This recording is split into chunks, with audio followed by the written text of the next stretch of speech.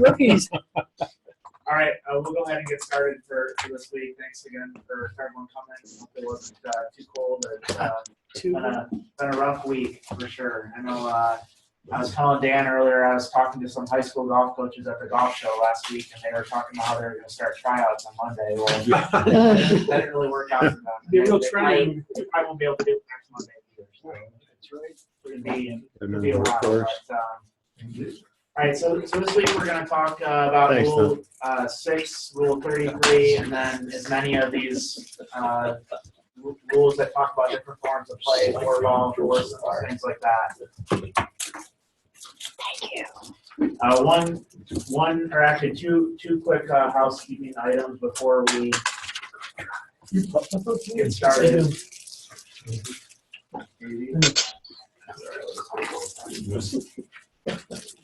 Maybe. All right, so we will be have all of our volunteer clothes up on the website. Hopefully by the end of this week. We're just waiting on our website developer to be able to take down a few items. So once we get that, we'll send an email out to everyone. But you know then you'll be able to place your order. With your order, we just ask that it gets done by April 2nd, and we'll put this all in the email as well. But we just want that so we can have everything ready for the annual meeting, which is May 1st, and then obviously to have all the items ready for you guys before the first event comes around, which is less than 2 months away.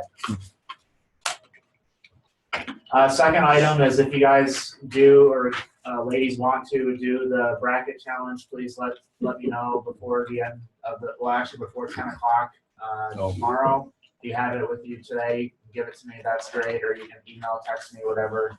That would be fine. So, all right. Rule 6. So rule 6 is the player, and as Frank was mentioning earlier, when you read this rule here, it just kind of questions why we even need to be there, right, Frank? Yeah. If they know all the rules, why do we have to do it? You're supposed to know all the rules, and why? What's our rule out there? Well, obviously, that's what the rules say, and the reason that the rules say that is so that the players will get penalized if they don't know the rules. But we're there to penalize. Well, I'm sorry, we're not there to penalize players. We're there to enforce the rules when the players don't know them. We're there to help. Exactly. Right. Exactly. All right, handicap. So we do quite a few handicap events, whether it's our net events or our golf days or our women's events that have some net components to it.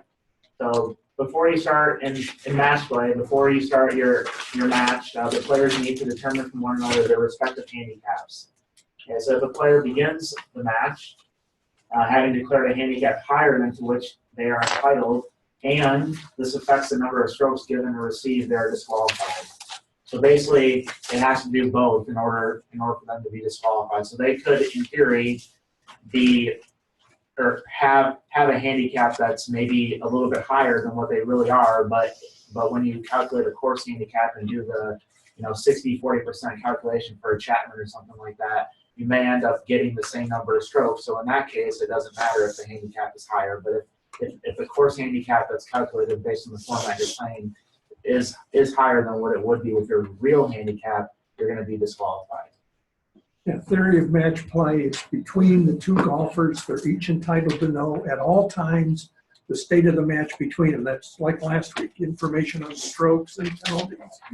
And if you start off with the wrong handicap, it's been blown from the get-go. So the penalty, the only thing you can do is DQ. Right. And then on the flip side, if it's lower than what you actually get, well, that's you're just going to play off that lower handicap. So that's kind of your own fault there. Yep. So most of our events, well, actually pretty much all of our events, we will have a handicap listed on the scorecard, and we'll typically dot the cards if it's an event that the cards or that the handicap per hole actually matters. So we'll do that for our net events, and then some of our four ball events that require handicaps as well. All right, in stroke play, again, Same thing. If the handicap that's recorded is higher, you're going to get disqualified, but it has to affect the number of strokes received. The handicap, you're playing against the field, so it doesn't matter until you've played all 18 holes. At that point, you deduct, and if that's where you made the mistake, you got to correct it or you're DQ'd, but that's afterwards. Right. Correct. Yep. So, and then the only exception to that is when you're doing like a 4-ball stroke play where you know the holes do matter because depending on where each person gets a stroke could impact the score. But yes, for the majority of stroke play events, it's gonna that handicap. What's the word I'm looking for? Change is going to be done at the end of the round, like you said, Jim. All right, and then we'll get to this in 33, but typically the committee will determine which holes are what handicap. So usually it's just going to be based on what's on the scorecard, based on the thing that they did with it at the club. But sometimes the committee may adjust that if a handicap allocation was done based on a tee that maybe they're not playing, or it was done off the back tees, but it's a senior competition, so it's going to be a little different. So the committee can adjust the handicaps.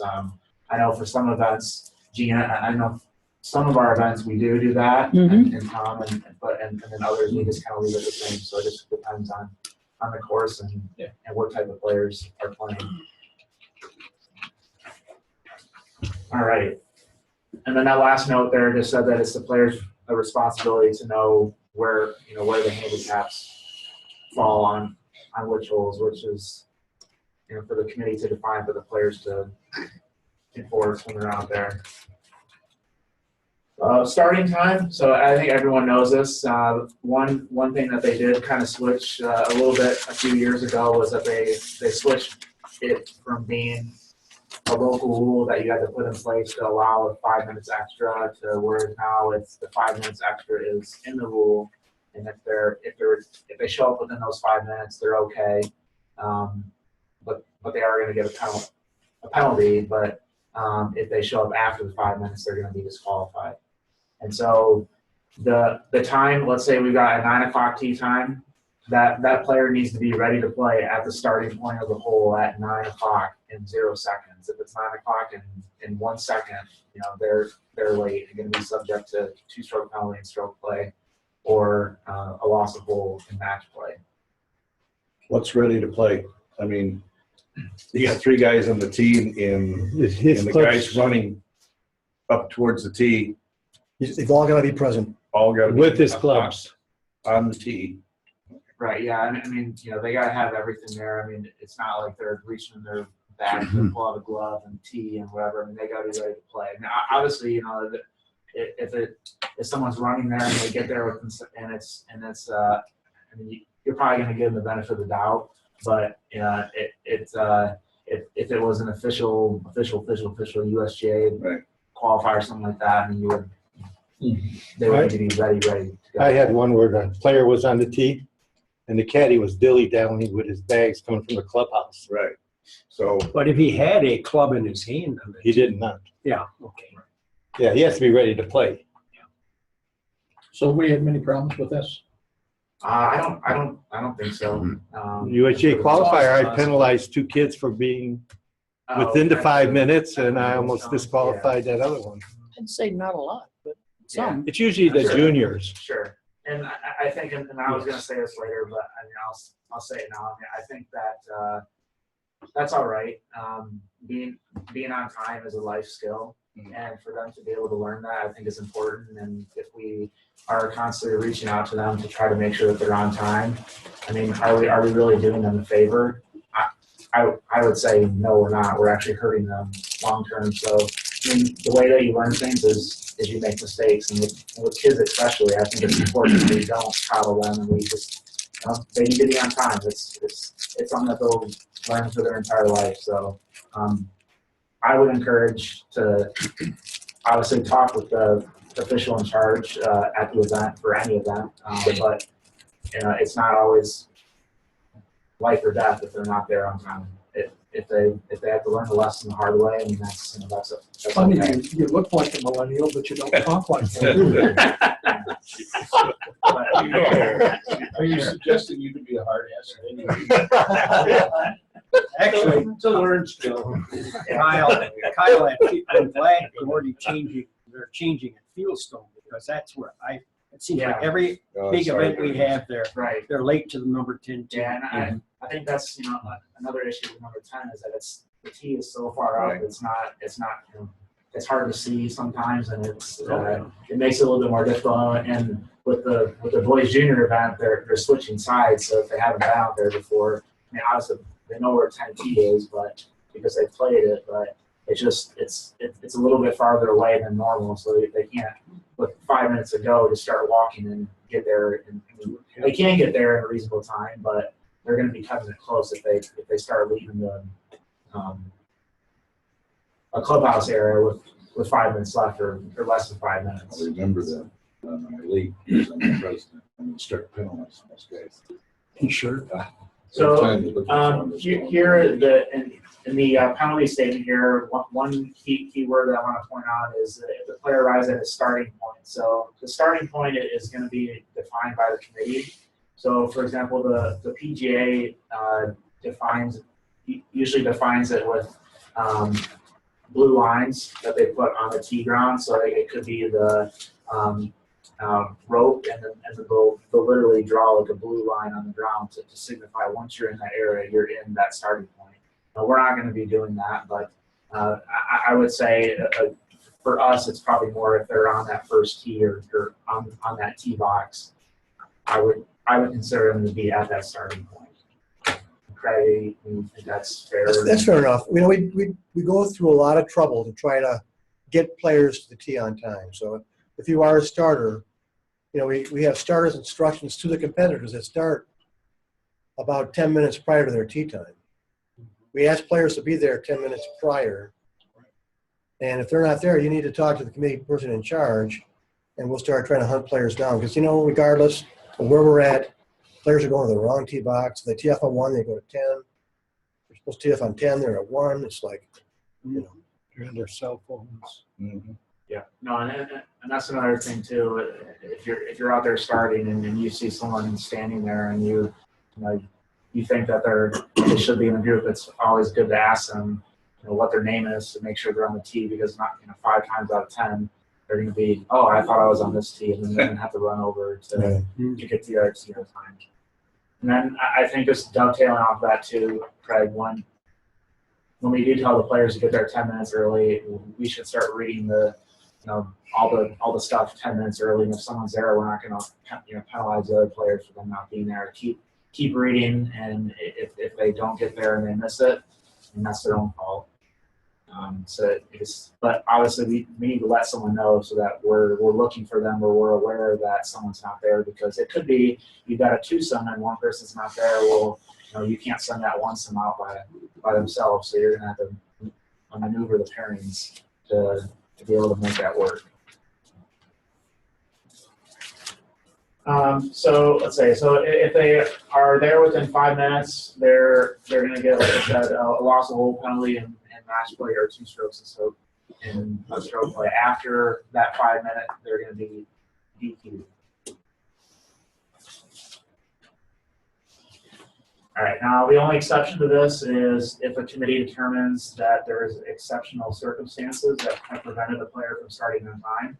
So what that means, there's actually a good decision on that. I'm not sure if I put it in here or not, but 6-3A/1.5. there we go.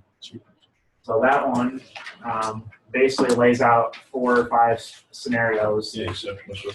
And the only one that they deem to be exceptional is if the player is assisting in saving a life or providing information to police on such an incident. So, being late, having a flat tire, it's not going to be deemed exceptional circumstances. So players need to plan ahead of time and make sure they leave some wiggle room to get there in time. That wouldn't be a situation. But if they're performing CPR on the side of the road and that's the reason that they're late, that's going to be okay. And that gets to the point where if a player reads the decisions book and tells you that, I guess you just believe them. But Call Steve, please. yeah, sure. Actually, a copy of the police report.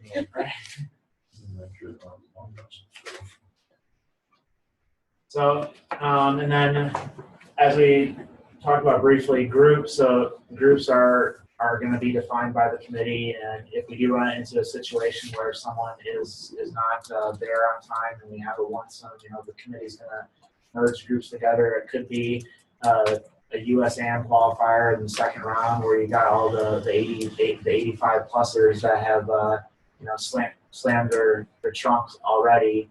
So you may need to merge some groups if people drop out after 18 of a 36-hole day, which is not as big of a thing here as it was in other places that I worked. It's kind of crazy.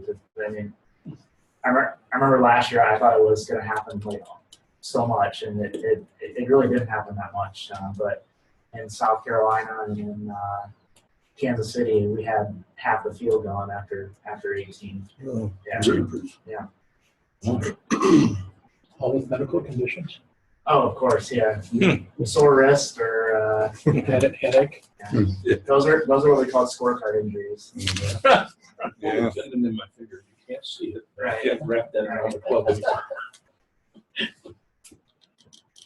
All right, and then if a group were to make their own groups and get out of groups without the committee's input, then they would be disqualified for doing that.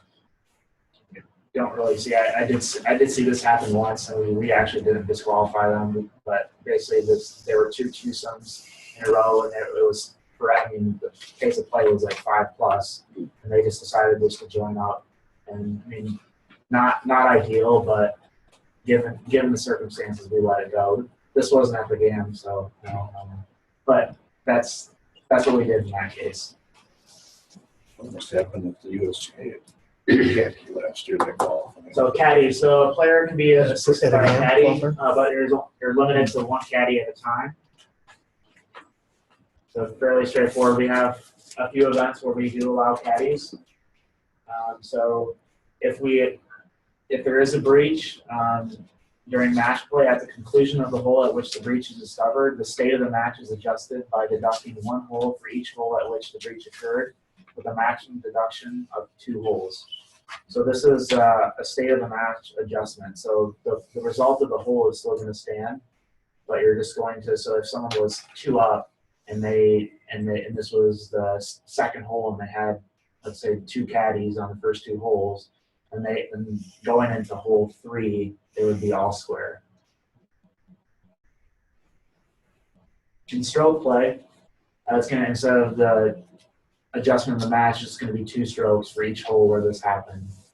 And it's going to happen at the first 2 instances. So if we find out on hole 6 that someone's had 2 caddies for the first 6 holes, they're going to get 2-stroke penalty on hole 1 and hole 2 when we're figuring out the scorecard. Have you ever had that happen?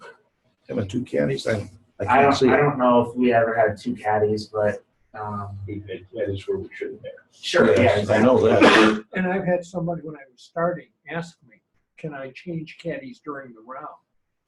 Absolutely. Yeah. Have a different Yeah, the caddy every answer is hole if yes. you want to, as long as you don't have 2 on the same hole. And it can actually be somebody that already played in the tournament, that after they're done, they can go out. I mean, that's the trick. 'Cause the That's other the one crazy says one you to can't me. be on the course, you can't have course knowledge. Right. But then again, if it's a morning, afternoon, and somebody played in the morning, or even caddied in the morning, you can bring it, or you could substitute them on the 3rd hole. Right, sure. It happens a lot in junior USGA where the kid has a caddy and his Right. mother's then walking along carrying his bananas and his rain suit and all that. You'll sometimes get a player that has not had a caddy, goes into playoff, and a fellow competitor will become his caddy Right. Right. in playoff, and that's allowed as well.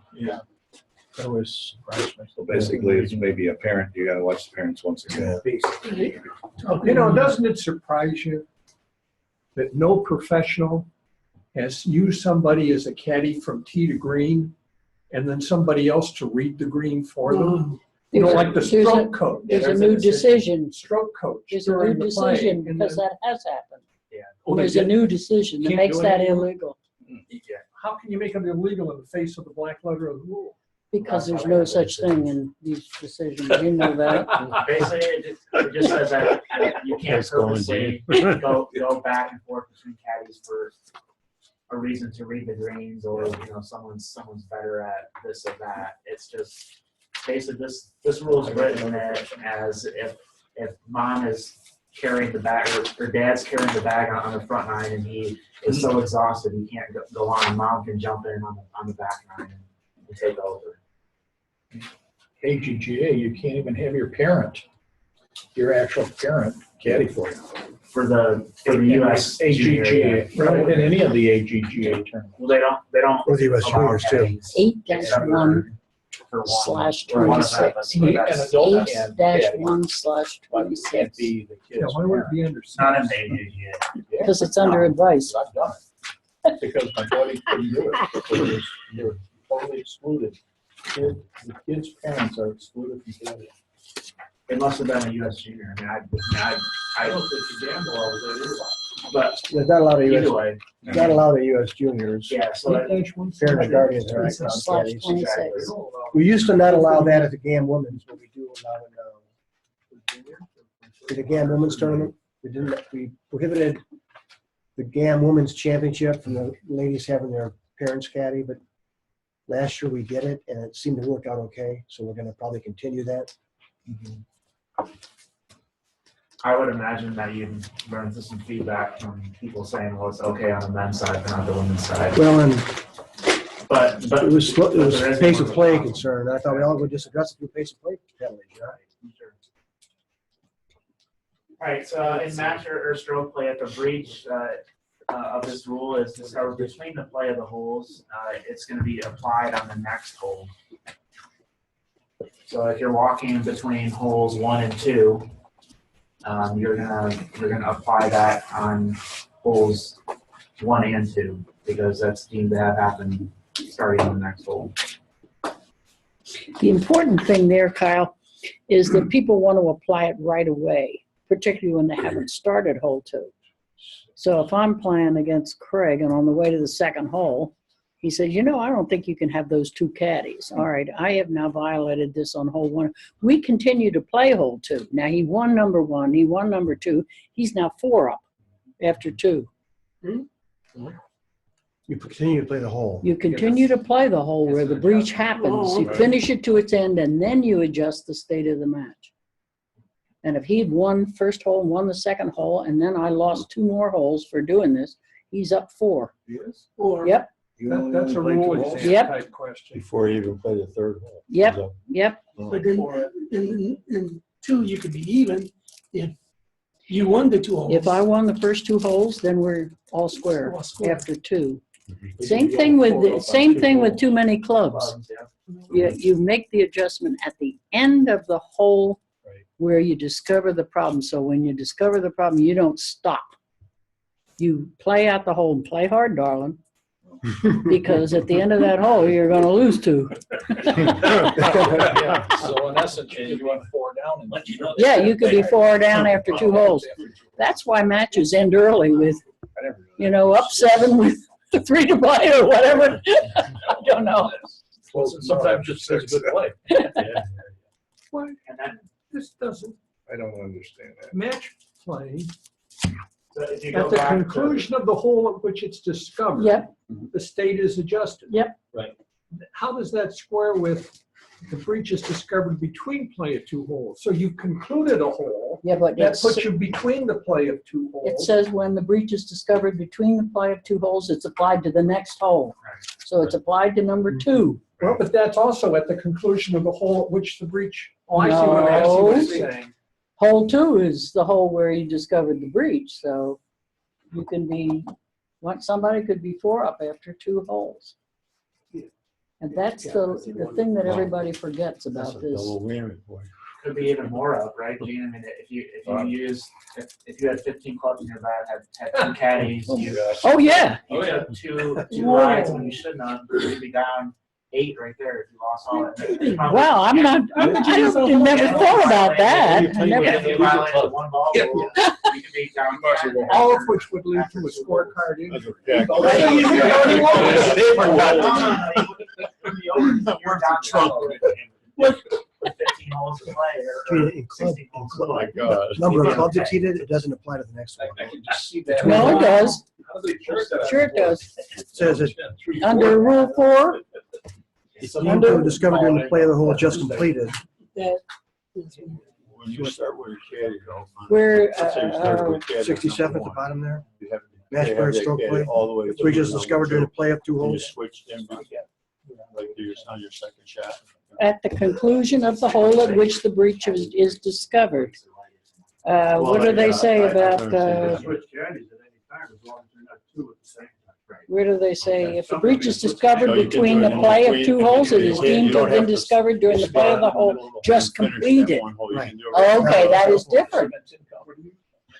Good catch there. Gene, so what do you have? Under the too many clubs, under Rule 4, Oh, it says, if the breach is discovered between the play of 2 holes, it is deemed to have been discovered during the play of the hole just completed, rather than the next hole. So it's different. So at the end of one, Caddy. if you discover you've got too many clubs, you just lose the 1 hole. Right. You could be 2 down still. You could be But 2 could- down after 1. Which is, remember, but it's important to remember during match play, if a player has too many clubs, don't impose any penalties for loss of hole at that time. The players play the hole, complete the hole. Yes, Then you adjust the status of the match. yes, you understand that? don't say, you've You got. don't say, 15 hey, you just lost the hole. Yeah, That no. doesn't happen. I've never seen it happen, but I don't. Oh, it happens. It happens a lot. Does it? Oh, yeah. What do they do with the club? They can They have to declare it Well, a play. You can win the hole, but lose it. Hmm? You can win the whole Give it to stroke, you. lose it. Yes, yes. So you're not losing the hole, you're just all even. Well, you lost the hole, but Yeah, you won the hole, but lost lost the hole, but so it lost goes the back hole. to even. You win the hole, but you're back to even. You won the hole, but the status of the match. I never heard a match play like that. Well, it's too bad that that's That should different. be get rid of that one. And we'll talk more about that with Rule 4 next week, but that's the big distinction in that. And it's, you know, Gene, like you mentioned, it would be nice if it was consistent. Yeah. So it'd be easy Yeah. to remember, which, you know, maybe in the new rules it will be. I know that they're doing some work with our club, so maybe it will be a little bit different. The other one is the transportation. I'm gonna go look and see what that one says. Gee, that other rule you were looking for, the decision on the player breaching changing caddies for. I found it. Yes. It's under 8, 126. advice, yeah. The whole twice. Basically, you're losing. All right, so I know you. again, a player having more than one caddy must immediately upon discovery ensure that they only have one caddy for the rest of the round. Otherwise, if they end up having 2 caddies at multiple times, they're going to be disqualified. And the decision that kind of covers this 6-4/5.5. And we'll show that on the screen here in a little bit. Last note, the committee may, in the conditions of the competition, prohibit the use of caddies or restrict a player in his choice of caddy. So as was previously mentioned at the U.S. Junior and Girls Junior, they do not allow a parent or guardian to caddy, which is perfectly fine. So this decision here, 6-4/5.5. So a player completes the play of the first hole using 2 caddies. While proceeding to the second tee, he is advised of his breach of 6-4. What is the rule? Okay, so the player is penalized at both the first and second hole because the breach was discovered between the play of 2 holes. So since he did not correct his error prior to holing out at the first hole, he was also in breach of Rule 6-4 between the play of first and second holes, which results in a penalty at the second hole. The player must immediately correct his breach and ensure that he has no more than 1 caddy at any time for the remainder of the stipulated round. In match play, the state of match is adjusted by deducting 2 holes at the conclusion of the second hole. So they're still going to play out that second hole, and then they're going to adjust 2 after the fact. In stroke play, the player can incur a penalty of 2 strokes at both the first and the second hole, for a total penalty of 4 strokes. So that decision kind of lays out that discussion that we were just having in terms of how the strokes are allocated or how the match is adjusted in match play. First time in the rules, they got 2 + 2 = 4. Hey, Kyle, someone had mentioned like a parent carrying bananas or a rain jacket. What constitutes a caddy? Well, the best way to be would just to go to the definition of caddy. I mean, if I wouldn't necessarily say that someone carrying bananas or like a rain jacket would be considered a caddy, but let's see what the definition says here. So, Carrying equipment. a caddy is one who assists a player in accordance with the rules, which may include carrying or handling a player's clubs during play. So right there, it just talks about the clubs. When one caddy is employed by more than one player, he is always deemed to be the caddy of the player sharing the caddy whose ball or whose partner's ball is involved. And equipment carried by him is deemed to be that player's equipment, except when the caddy acts on specific directions of another player or the partner of another player sharing the caddy, in which case he is considered to be that other player's caddy. So I guess after reading that, and then I probably want to go to make sure I go to the definition of equipment to make sure that there's no overlap here.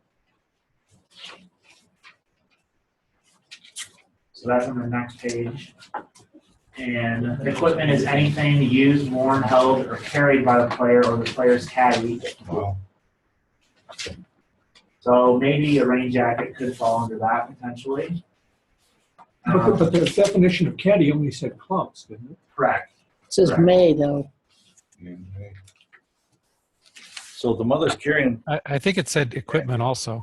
That's, There was a so it said something here and equip or so let's see. When one caddy is employed by more than one player, he is always deemed to be the caddy of the player sharing the caddy whose ball or whose partner's ball is involved. And equipment carried by him is deemed to be that player's equipment. So it seems to be there's a reference to equipment in the second part, but not in the first part. We're a little loose in that definition. I would say that, I mean, I would never consider that to be a caddy.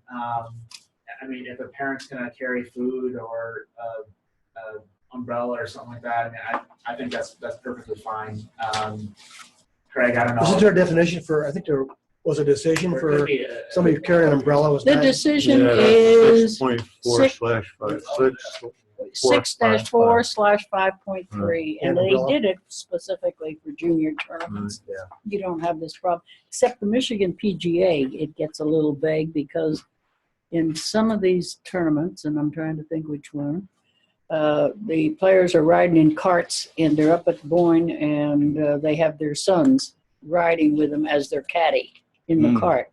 And he meets the definition of caddy. He might hand him his putter occasionally, but they've got to watch it because these kids are then a caddy and are subject to all kinds of penalties. Just say 5.3. 5.3, it's top of page 105. 105. So unless we being the committee said that we're not going to allow parents to carry umbrellas or things like that, then it would be okay. Makes sense. All right, 6-5, the ball. So the responsibility for playing the proper ball rests with the player. Each player, keyword here, should put up an identification mark on each ball. So the player is not required to. However, it's highly recommended because, as we've talked about previously, there are some negative consequences when you can't identify which ball is yours, and that's not, no fun for anyone, and will result in a higher score being made than if you just simply put a mark on your ball. We don't give out balls or anything like that to players, but some organizations do, and a lot of times everyone will play those types of balls. So if you see maybe at like a junior event with kids playing AJGA logo balls, well, there might be other kids out there playing the same one. So make sure, even though it has a logo on it, you need to put some other type of, well, they don't need to, they should put some other type of mark on it. One thing you can do as a starter is say to the 3 contestants, let's say you start out just the way you want, all three of you stripe your ball right down the middle.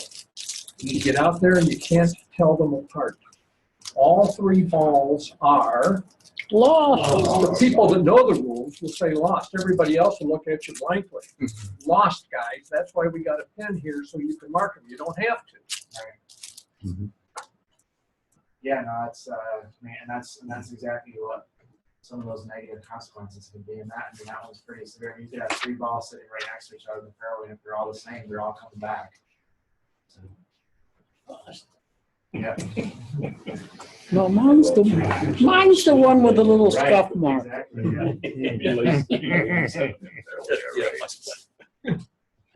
Mine's the new one. First one found. Mine's white. Mine's the one with the big scuff on it. Usually I just tell them, make sure you identify your ball among yourselves.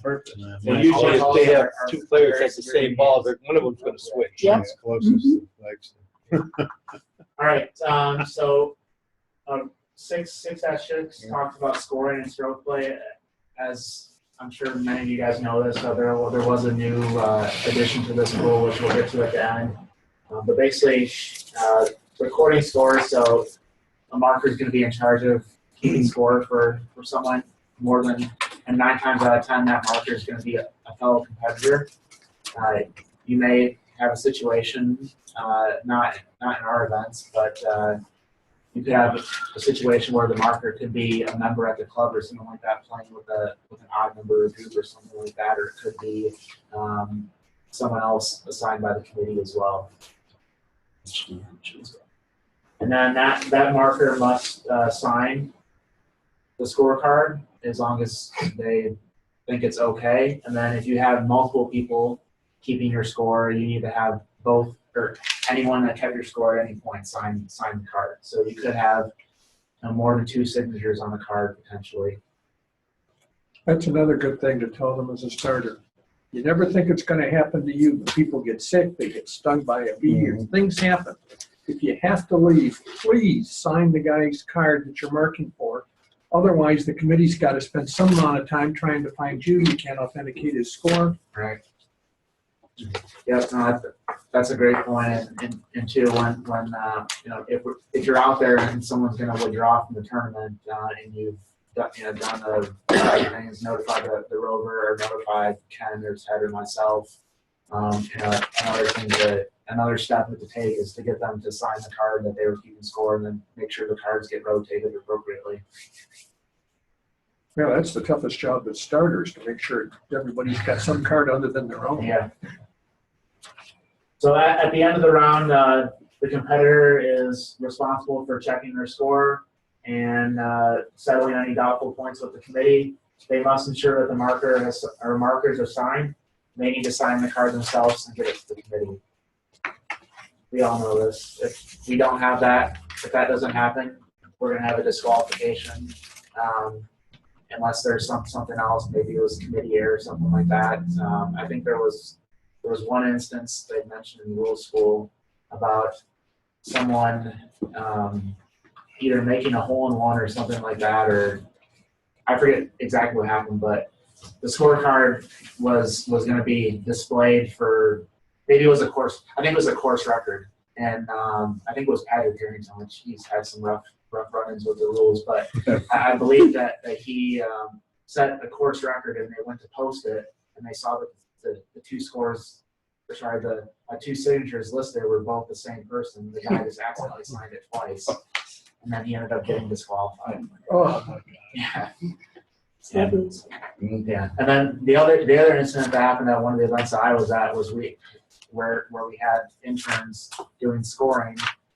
We had someone get a hole-in-one, and they wanted the card after the round.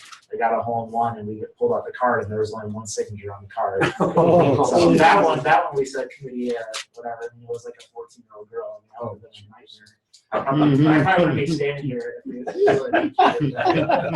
Did you sign it then? Oh yeah, we just had the results. This game was just yeah, all good. Committee error. Yeah. All right. So once a score is on there, and you've left the scoring areas, you're not able to alter it. So what is the scoring area? Again, that's going to be defined by the committee. Most places you'll see a scoring tent with some rope around it, and they'll usually put a blue line to signify once you cross that blue line, you've left the scoring area. So you could hand your card in and be at the table, and if something's wrong, they can give it back to you and you can correct it. That's not a problem. But once you leave the area, which in many of our events, it's kind of a little bit of a gray area, but typically once they leave that scoring table and proceed a far distance away from the scoreboard, they're deemed to have left the scoring area. And at that point, they can't change anything. Now, if we do have the wrong score, so let's say we have a score that we recorded that's actually higher than what we made, that's all right.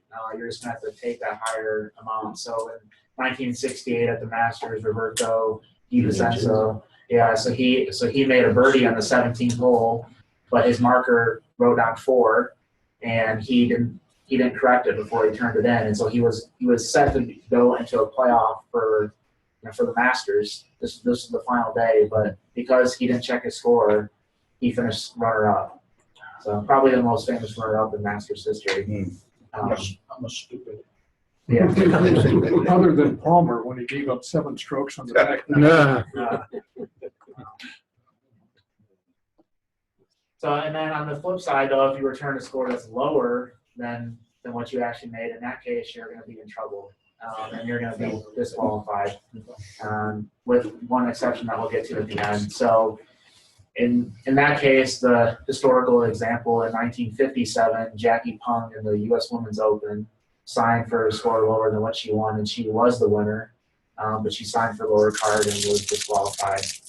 And I learned this year, but the event was at Wingfoot, and I guess that year, because she didn't, she was disqualified from the whole tournament, so she didn't get any prize money, but they passed the plate around the membership there, and she actually ended up making more money that way.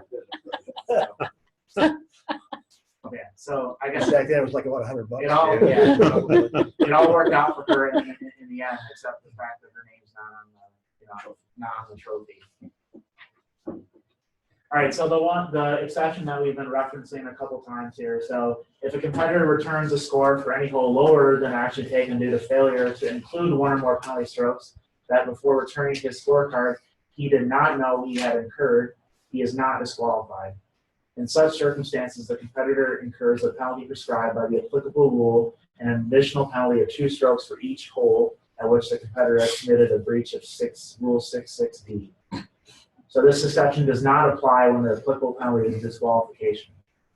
So if you were to not know about a penalty that you incurred, and you found out later after the fact that after looking at a TV camera, they saw that your ball moved or that you had a penalty for grounding your club in the hazard, you wouldn't be disqualified for that, but you'd be given the appropriate penalty and then an additional 2 strokes for each hole that happened.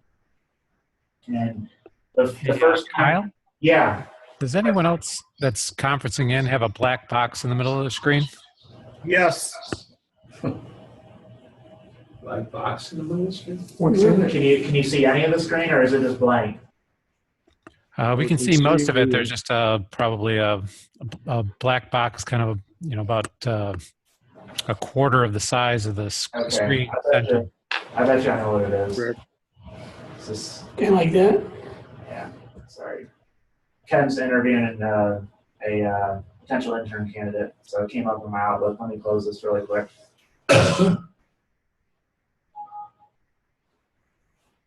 Inspired. Inez has it too, she says. All right. Spring break, maybe. Screen Kyle.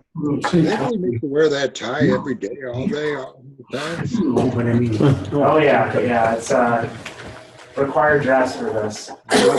Let's start a petition to change that. Nobody needs to see a tie. All right, how am I gonna get this here?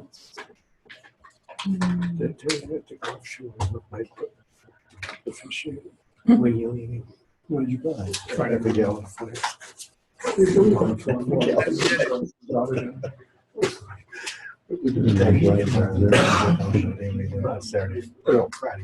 All right, can you guys see it again now?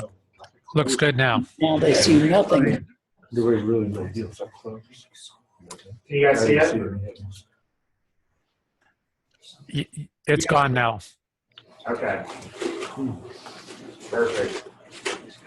So going back to this exception, so the player needs to know that he did not incur the penalty. So it doesn't mean that the player has to not know that there is a penalty or something. So let's say, for example, a player is finishes their round and they're putting their clubs in their car, and they realize that they just then realized that they had 15 clubs in their bag. Even though they know that having 15 clubs in your bag is a penalty, they're still not disqualified. They just didn't know at the time, so they would get 2 strokes from the first and second hole, and then they would get an additional 2-stroke penalty under this rule. So 4 strokes on each one of those holes. But they wouldn't be disqualified. Total of 8. Total of 8. So they would be not disqualified from the tournament, but if they were playing for anything, they would be completely out of the tournament unless something crazy happens. So get in the car. it's a way to keep people around without having to send them home. And The timing of the rule was very suspect. yeah, exactly. And how many A players lot of it was going centered around Tiger and Tiger Woods rule, yeah. what happened at the Masters. So. Well, But That's then their first there's place. also a decision in there that talks about if this penalty were to push a player over the cut line, or over the cut line, then in that decision they talk about how that it would be fair for the committee to take them out of the tournament, potentially, or in match play or something like that, move a player up if the match hasn't started. So in that case, they may not keep Tiger around for the weekend, but if he's within the cut line, he's going to stay around for the weekend, even if he does something wrong, which is good for ratings and everything else.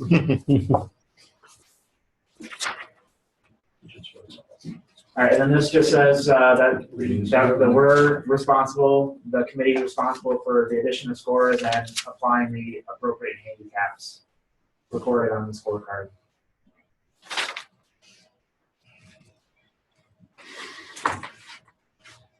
All right, Rule 6-7, undue delay.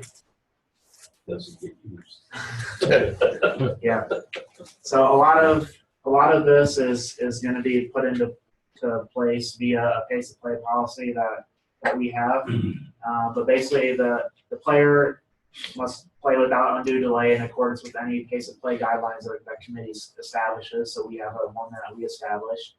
And then between the play of the holes or the completion of the holes and the next team draw, the player must not undue delay. So they can't, making a turn, they can't sit down and have a beer and watch the end of the Lions game. I don't know why anyone would want to do that anyway, but they could. But yeah, exactly. The beer's okay, but the Lions. So yeah, so they need to go from the end of the hole to the start of the new one. As quick as possible. Obviously, that doesn't prevent them from going to the bathroom. We allow that. That's fine. But they can't undue delay or do something that would be abnormally long. So in this one, the standard is going to be a loss of hole penalty in match play or 2 strokes in stroke play. However, we'll see later on that the committee can adjust that if they want. So. If we have it happen once, it's going to be that loss of hole or 2 strokes. But if we have it happen again, the subsequent time is going to be disqualification. Now the committee, let's get to it. So this note 2 just says that that you're allowed to establish pace of play guidelines, including a maximum time allotment for a round, a hole, or a shot. So you'll see a lot of people will either do, it's going to be a certain time part for the round, which is what we do. So it could be 4 hours, 4 hours, 15 minutes, 4.5, 4:48, all different types of what it could be. You could also see a committee establish a time part. So like at the USAM last year, the USJ had a time card for every single hole. So hole 1 takes 13 minutes, hole 2 takes 17, et cetera, which totals to be this. but they have it on a per hole basis because they have the staff to be able to see how everything works out. Or you could make it per stroke, so it could be you're going to have 40 seconds to play your stroke, or 45 seconds or something like that. Or you could do a combination of those as well, which is what we do. We have changed our pace of play policy slightly again this year, so I encourage you to go out to the volunteer resources and read through that. We're basically we're not going to be giving any friendly warnings this year. That's one major change. Once people are out of position or over their time bar, they're going to go onto the clock. We're not going to give them any friendly warnings. What if they answer? We'll give them the same information we did last year. We'll say, the group ahead is they're at such and such a time. You need to complete this hole within 13 minutes of that. The major change we're changing to this year is if we establish a time bar, if a group is under their time bar or at their time bar, they can still be a hole and a half behind. We're not going to talk to them. We did last year. We talked to them. If they're on Players, time, just don't. if they're under their time bar, they're not going to be talked to. But if they're all behind and still in there, you're not gonna see it. No. If they're a hole and a half behind, or 2 holes behind, as long as they're under their time bar, they're going to be okay. We won't talk to them. If they ask, you can talk to them. Now we should still potentially time a given player in that group for undue delays, because we do have timing procedures for players. So a player could potentially be warned about his slow play if he's taking excessive amounts of time, because it may be, in that case, it may be interfering with his fellow competitors' play. I mean, there's going to be a lot of discussion about with the committee person in charge before we talk to groups and in what situations. So Did we give out a lot of penalties last year for slow play? not a lot, no. But we did do some. We were talking to groups that were out of position, that were under their time bar, and the players were not very real receptive to being told that they're, hey, I'm a hole and a half behind, and but they're playing like in 4 hours and 10 minute schedule, So, and they could have fallen behind just within the last hole. They could have maybe had one rough hole or something, and someone rolls up to them and says, hey, you're out of position. Well, could have been just one bad hole for those guys. So I encourage you to go out to the website and read the new pace of play policy. Right, and then so you can modify the what was listed on the previous page. So in match play, you could say the first offense is going to be lost hole, the second offense will be lost hole, and anything after that will be disqualification. Equally in stroke play, you could say that the first offense would be 1 stroke, second offense would be 2 strokes, third stroke would be disqualification. And there's been committees that have done this as well. And I think the reason behind it is so that they can give out more 1-stroke penalties to, I guess, create more teeth with the policy, as opposed to just going directly straight to a 2-stroke penalty. So either way. And all of our pace of play penalties will be assessed in the scoring area, not out on the course. All right. So Rule 6.8, discontinuance and resumption of play. So as most of you guys know or have an idea, when this happens, there's going to be some signal to the players. It could be an air horn blast, depending on how many players are out there. If there's 2 groups out there and we have officials with them, it could just be speaking with the players. But typically, you're going to have 1 air horn blast is going to be an immediate suspension, which players are going to be required to come in. 3 short air horn blasts will be a discontinuation of play, and then 2 would be a resumption. Or that's what's listed in the book. I mean, everyone does it a little bit differently, but if you have those 3 short air horn blasts, that typically means, hey, it's getting dark, and then we'll go over exactly what the players' options are at that point. I don't know whether this matters all that much. I have a note from a rules class The suspension of play is up to the committee. Discontinuance of play is a player's decision. Yeah, that's a great point. So, so as Jim was saying there, so the player must not discontinue player, or the player can't suspend play, but they can discontinue play. So they can discontinue play when the committee has suspended play, which makes sense. So if we suspend it for lightning or the course is unplayable or something like that, Stop. right? No option. No, yep, no option. If he believes that there's danger from lightning, so last year I was working the MAC championship, women's MAC championship, and one of the coaches was very had some bad experiences with lightning, and she was concerned about her players playing out there, and we assured her before and after the fact that if they felt that there was danger from lightning in the area and that the committee wasn't addressing it, that the players could discontinue play and not potentially not face penalty. In a situation like lightning, and we're always going to be lenient with the players if they feel like it's not safe, even though we may have radar saying otherwise. If they stop, I mean, we're going to give them the benefit of the doubt. Now, if it's just pouring rain and there's no lightning, that's a different story. Can you see all the lightning on radar? Because like if somebody's on the 15th hole, way in the heck back in the back end, and you guys are way up front. Yeah, I mean, does it show on? Typically, most radar systems have like a lightning counter or a certain perimeter that they can detect lightning. Okay. And there's apps that we use, and there's this computer program. But I mean, basically, if it's within 5 or 10 miles, and it'll show. Yeah, exactly. And we can set the radius to whatever. I mean, it could be 100 miles, and it would show up on the thing, based on the radar that they're using, which may or may not work 100% of the time. And I don't know, but I assume that it's pretty good. Yeah, I think our club sets it at like 10 miles. Yeah. Okay. Yeah, most is 10 is kind of your standard, and then you'll have your forward guard or whatever if the club has one go off or something like that at that point.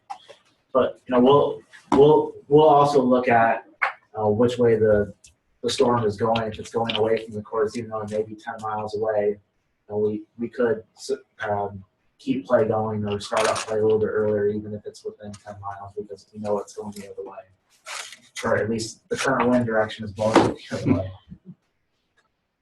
Kyle, Yeah. how do you work a player that's discontinued play? How do you work him back into the proper position? Sure. So that's a good question. I mean, if a player were to stop playing, I mean, and let's say the group kept playing, once you determine whether we were going to suspend play or keep it going, you would just do your best to catch them up. So, basically tell the other group, hey, wait, this other person's going to join the group, and then once they're joined up, play out. I mean, hopefully you wouldn't have it be more than like a hole behind. If it's more than that, then then you're going to have to question whether the player's concern is legit or not. Like if he goes back to the clubhouse and Yeah, well, talks to the committee and yeah, exactly. I mean, it could be 5 or 10 minutes, but before you get it figured out, and then at that point, if they have to go back and they have to play a hole and a half to catch up, I mean, that's what they have to do. And I mean, that would be based. You would make the decision there if you think that the player discontinued play appropriately. If they did, then there wouldn't be a penalty. If they didn't, then they're going to be disqualified, as we'll see here in a little bit. So, I'm sorry, Len, with darkness, if there's 3 in the group, all 3 have to say, okay, we're going to stop or finish the hole. We'll get to that. Okay. Yeah. Mm-hmm. If somebody discontinues play, then who's going to have responsibility for marking that card, or how do you handle that? Yeah, I mean, Can you? Sure. You can't play a hole without a marker. Sure, exactly. So if it was just one person, then by default, if there wasn't a marker there, that person would probably have to suspend play, but they wouldn't be subject to a penalty more than likely, and I don't know if there's a direct decision, but if I was making the decision, I would say that because they didn't discontinue play, they were forced to discontinue play because of their marker discontinued play, they would be exempt from disqualification if it got to that point. You look at sub 3, a player must not discontinue play unless he is seeking a decision from the committee. They reference 2.5. 2.5 says you don't discontinue play, you play on. Right. So what's the point of So I think- reconciliation yeah, I between think- those two? I think that's just saying, like, I mean, let's say that you wait a minute for someone from the committee to come to give a ruling on something that happened in match play. That's okay, but you can't sit there and just wait 10 minutes and expect. At that point, you have to continue to play, which Rule 2.5 says. So It's the reasonable time. yeah, exactly. I mean, this is saying that it's okay to do that, but at a certain point in time, it's not okay to wait any longer. You have to keep going. So whether that's 2 minutes, 1 minute, 3 minutes, I mean, that's kind of up for people to discuss. I mean, I would say probably like 2 minutes would be the longest you would want to wait for a rules official. If you knew one was coming, then at that point, you just move on and keep going. And probably if you got 2 players that are waiting, and then after a minute they might be like, well, forget this, we're just going to do what we want, and in match play that's okay. Or you've made the claim. Right, exactly. Yeah, or you made the claim and they'll decide later. All right, so like Jim was saying there, you know, if they want to get a ruling or get something, a dispute or something resolved by a committee, they can suspend play or discontinue play to do that. However, there's a time constraint there and when they need to keep going if that committee is not available in a timely manner. And then there are some other other good reasons, such as sudden illness. So at last year's U.S. Women's Amateur, in the final match, they had to give one of the competitors a break because she had like a heat stroke or something along those lines. So she was, I think they broke for like three minutes the first time, and then like a whole later they broke for another 5 minutes, something like that. And that was a good reason to discontinue play. It was 90 in Philadelphia, and it was hot out, and it was a 36-hole day. And so they waited for her. They gave her appropriate time to recover. Yep. So like we said, bad weather is not of itself a good reason for discontinuing play. So if it's pouring out rain, that doesn't give someone the right to discontinue play, even though it may be difficult to play, and that's not a good reason for them. Now, if there's lightning in that rain, then that's a different story. And then if a player discontinues without specific permission, he must report to the committee as soon as possible or as soon as practicable. And if they do that, if the committee determines that the reason was not satisfactory, then they're going to be disqualified. If it was satisfactory, there's going to be no penalty. And one exception to match play, players discontinuing the match by agreement are not subject to disqualification unless by doing so, the competition is delayed. So if it was during the Michigan AM and 2 guys just said, hey, we don't want to play in this rain, and they just stopped playing and they left, I mean, they would be disqualified there because there's other matches that depend on it that could be happening later on that day or the next day. Whereas if it's just, me and Jeff going out and playing at the club and we decide, hey, we don't want to play in this rain, that's okay. And then if we just have to finish the match by a certain time frame, and if it's 3 weeks on the road, that's okay. We can come out tomorrow and finish up where we were. But if those 2 guys decided to quit the Michigan AM and then an hour later you say, hey, we're delaying this thing, they're not DQ. I mean, it would just kind of depend. I mean, I would say if you waited an hour, I mean, I would say that they would probably still be DQ'd if it took you an hour to suspend play. I mean, you would just have to question whether what the reasoning behind it was. If it was an hour, I would say I would still DQ them. I would say they've already been DQ'd. Yeah. So, but if it's, let's say it's 5 minutes later, 10 minutes later, they would be okay in that case.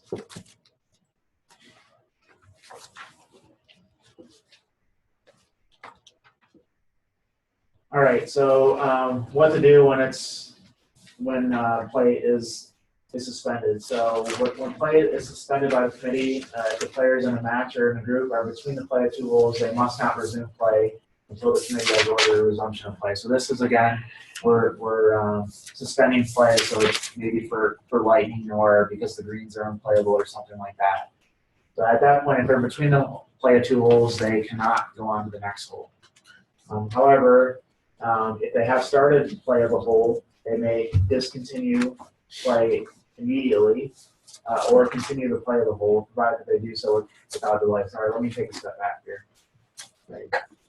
So sorry, this is suspended. So this could be suspended due to darkness. This could be suspended due to weather. And you'll see here that you can put a local rule in place saying that whenever it's lightning or whenever there's a dangerous situation, that you are required to cease play immediately.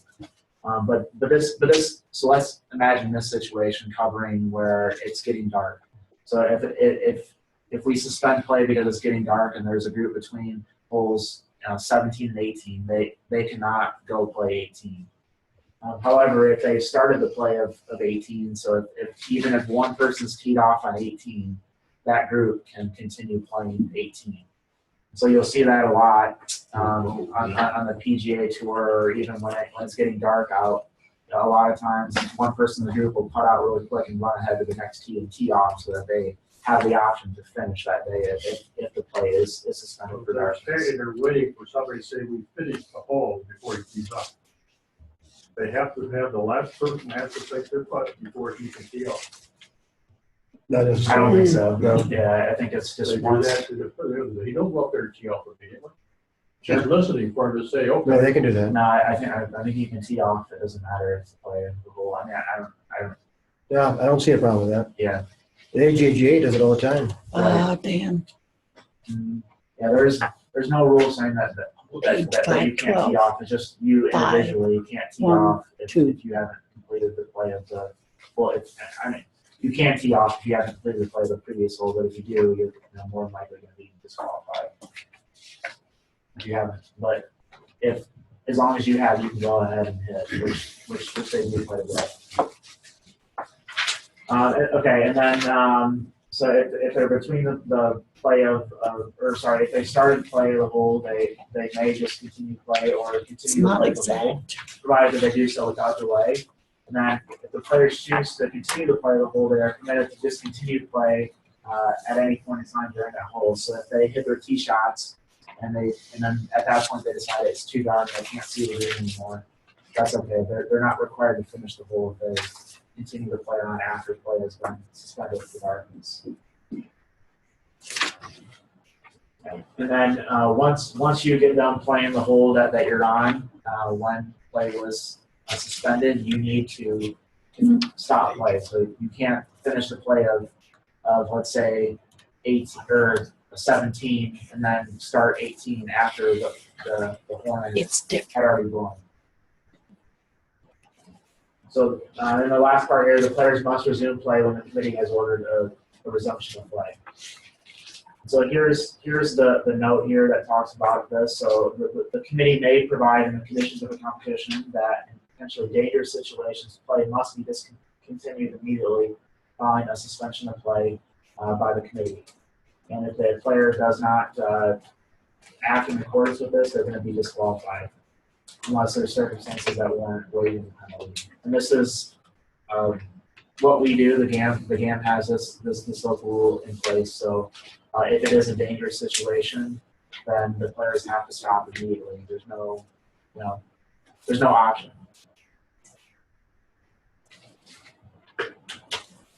And then decision 6-8B/7 kind of talks more about this.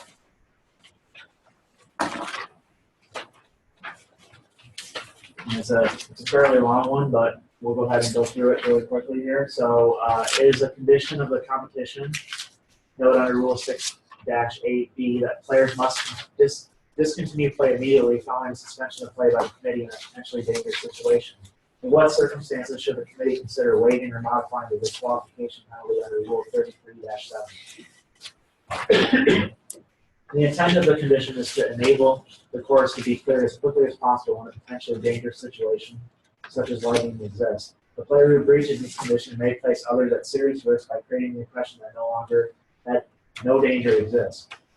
Therefore, it is generally recommended that the penalty of disqualification should not be waived or modified, and that any doubt on this matter should be resolved against the player. However, if a player plays a stroke after the player has been suspended by the sounding of a siren, the committee must consider all the relevant facts in determining if the player should be disqualified or if the penalty should be waived or modified. Following are examples of committee decisions that are justified in light of circumstances. So, after the siren is sounded, the player finishes assessing the shot, selects the club, and plays a stroke, taking approximately 30 seconds to do so. In that case, be disqualified. B, a player approaches the ball and taps in a short putt, all within a few seconds. Disqualification. A player, having addressed the ball, steps away momentarily, addresses the ball again, and then completes the stroke within a few seconds. Disqualification. And then D, a player having addressed the ball, completes a stroke without hesitation. No penalty. So there's a fine line there. I mean, basically, they're just saying that it's going to be a DQ. And there's other factors to consider as well. I mean, player may be in a part in the golf course where it's difficult to hear the air horn, and if they didn't hear it, that would be another situation where you would not disqualify someone even if they played after this happened. But you would have to be sure that they didn't hear it.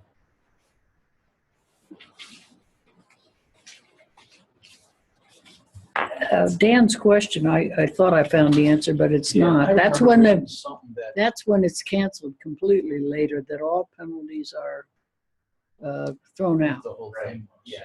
But if the guy discontinued play and went away, and then you subsequently suspended play temporarily, I can't find that one. Yeah, and I know it's on one of the quizzes because I can't remember it. And I thought that they weren't DQ. I can't remember what rule it was. If they go away for an hour and come back, but they've missed an hour of play, so where would they start? No, they quit. They stopped earlier than. Oh, just the earlier, committee or just a than the short time committee, yeah. earlier. They stopped playing, and then the committee, and I can't remember now, gave within 30 minutes or an hour, they gave a time frame, said we're going to suspend play. Then they wouldn't be DQ'd. We'll have to I think find they out. would be. Because Suspended. They wouldn't be if the day he got his kids. Right, yeah. So there's a provision in there, which I think we'll get to in 33, but it talks about how if the round is canceled, then no penalties of disqualification carry over unless it's a serious breach. Would that be the same for both match play and stroke play, or would it be more common under stroke play where that happens? Well, I think we'll have to look closer at the rule, but I think it would just be stroke play because in match play, if you were disqualified, the match is over, right? And then it's just kind of you and No, but it's just your match. So. Somewhere there's a decision. Two players in match play think the weather's bad, so even though they're not entitled to, they leave. Right. And then play is the day play is canceled. And then I can't remember though which way it goes. Okay. Do they get to come back or are they gone? Yeah. We'll have to look into it once we get to. How do you have? Sure. No, this is the match play we're looking at. Of course, becomes unplayable, play suspended, the committee announces suspension, and matches will complete the next day. One player states he's unable to play, and the player is disqualified. No, this was something. So we'll hopefully fall on it when we get to 33. But if not, we'll look into it and get an answer to you guys on that one. It's a good question. All right, so lifting a ball when play is discontinued, it's, a player may lift, he doesn't have to, but the player may lift the ball without penalty. Only if the committee has suspended a player, there is a good reason to lift. Before lifting the ball, the player must mark his position, and if the player discontinues play and lifts his ball without specific permission from the committee, he must, when reporting to the committee, report the lifting of the ball. So when play is suspended or whatever, usually the players will put down like 3 or 4 tees to mark their spot or pick up their ball. They don't have to pick up their ball; they can leave the ball there. They don't necessarily have to mark it; they can leave the ball there as well. But if they do pick up their ball, they need to mark it. And the decision 6-8C/1 talks about a good reason to lift, and we'll get to that in a little bit here. So if the player lifts the ball without a good reason to do so, doesn't mark the ball, the position of the ball before lifting it, or fails to report the lifting of the ball, they incur a 1-stroke penalty. Okay, so what is a good reason to lift? So when play has been suspended by the committee under Rule 6-8AI, and a player discontinues play of a whole, he is entitled to lift his ball without penalty. If a player discontinues play of a whole under Rule 6-8(2)I, whatever the other options, he is not entitled to lift the ball unless there is good reason to lift it. So basically, I'm saying that if the player discontinues play because they think it's unsafe, there may not be good reason to lift it. They're not necessarily entitled to lift the ball. And it's a matter for the committee to decide in each of this case whether a good reason exists. Generally, the ball should not be lifted unless the player is required to leave the area where the ball is located, and it is likely that the ball may be moved or taken by an outside agency in his absence. If the player lifts his ball without a good reason to do so, the player is penalized 1 stroke under Rule 6-8C, unless he was proceeding under another rule which requires him to lift the ball, such as Rule 16-1B, which is on the putting green.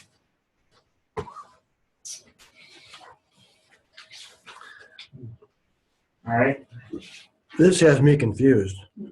Uh-oh. What else is there? Anytime we suspend play, players are entitled to lift their ball. Anytime you suspend, but Yeah, that's so not when you that's- Is that how it just discontinue. makes sense? When play is suspended by the committee, Letter I, and then the other 2I, 3I, and 4I, or whatever, IV, whatever you want to call it, those are when the player does his own, themselves- oh, okay. Yeah. Okay.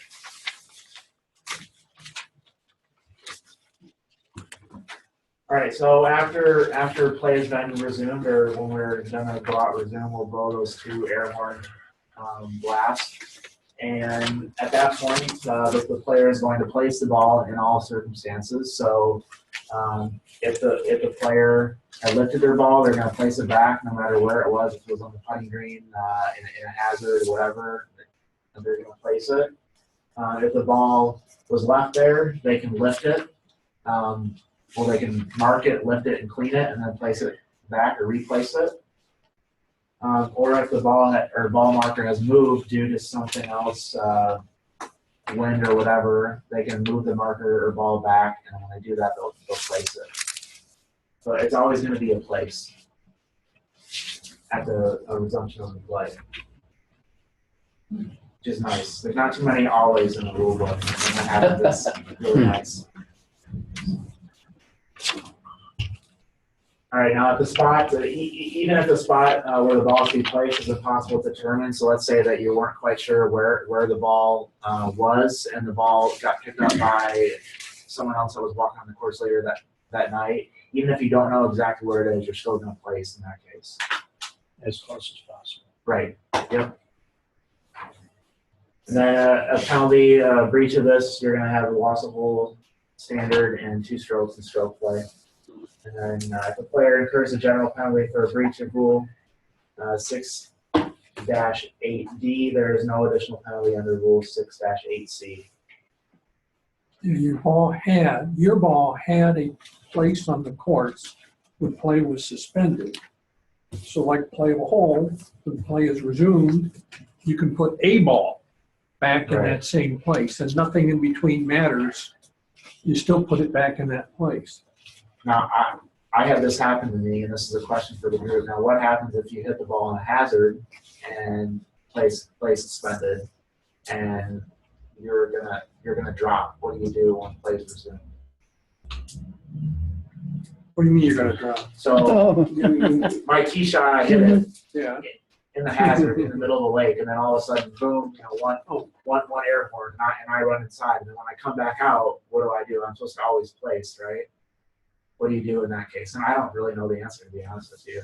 I think if you look at this D, play must be resumed from where it was discontinued. Discontinued is not suspension. The point that Jim pointed out right at the beginning, discontinuance is the player doing it. Right. And you're all just assuming this is a suspension we're talking about. D refers to any discontinuance, and a player can discontinue play while waiting for a ruling.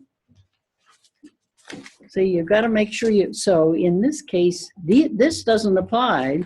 If play has been suspended, this thing drop, place doesn't apply. The guy's in the hazard, he's got to drop.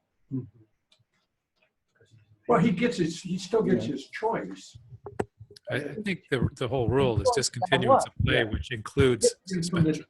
Oh, no. Get next to the hazard? No. I think that's. Oh, I mean, he has his choice of water hazard options. Right, yeah, Yes. he's gonna proceed Oh, under Rule yes. 26, Yes. once play is resumed. But he's going to drop on either side if it's a lateral, or he's go going to back tee and it. Or Yeah. where they hit their last shot. But he's not going to place it. I don't No, believe. no. Just Even the because rules this. don't require scuba gear. No, I meant place the ball within the two club lines. So what if I would a think tree in blows equity down? that you should have tried to mark your spot where it last crossed the margin of the hazard. Yeah. Yeah. Right? Take your relief and drop, then And then mark go it, inside. and then Sure, you could do that. Yeah. Now, would you Not hitting the ball. in equity be able to drop the ball and then pick it up, or then mark it and then pick it up and place it after you dropped it, after play was Yes. resumed? If you had dropped it. Yeah. The problem is you could be on the tee and that hazard could be 200 yards out there. Right. In that case, But in that case, would you try to mark a spot where you thought that it last mark? Yeah. Cross the margin of the yeah, hazard? yeah. I'd wait for the next day, so I saw Yeah. what was under the place I was gonna drop it. If he did drop the ball after the horn, would that be considered a continuation of play? I don't think so. Not making a No. stroke. Yeah, I mean, probably in that case, you wouldn't penalize the player there. Although I don't know if if it says exactly, well, maybe it does say make a stroke. It won't matter, God will punish you with a bowl of Yeah, water. I mean, I think it's just an odd situation that probably, I mean, it actually happened to me at a tournament, and that's the only reason that I asked the question.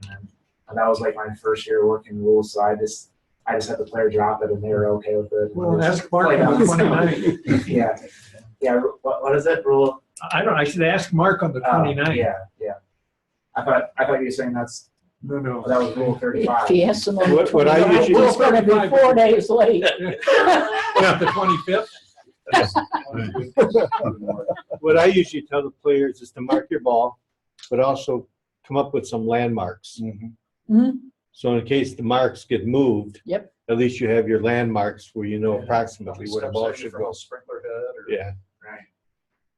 So if a big tree falls down, in theory, it could happen during a storm, and it's laying across the fairway in the rough, and underneath it's your markers. Nearest point of relief, You get relief from there. no closer to the We hole. probably wouldn't even resume play until that tree got moved. Right. But Or more you than would likely, declare it ground under if the repair. tree were there, yeah, we would declare it, run it in repair, and then get nearest point. I mean, they'd get relief From that. from that, yeah. You wouldn't have to crawl under the tree to find a nearest point. No. All right, here's some key decisions for this school. There's quite a few here. Some of them that we already went over.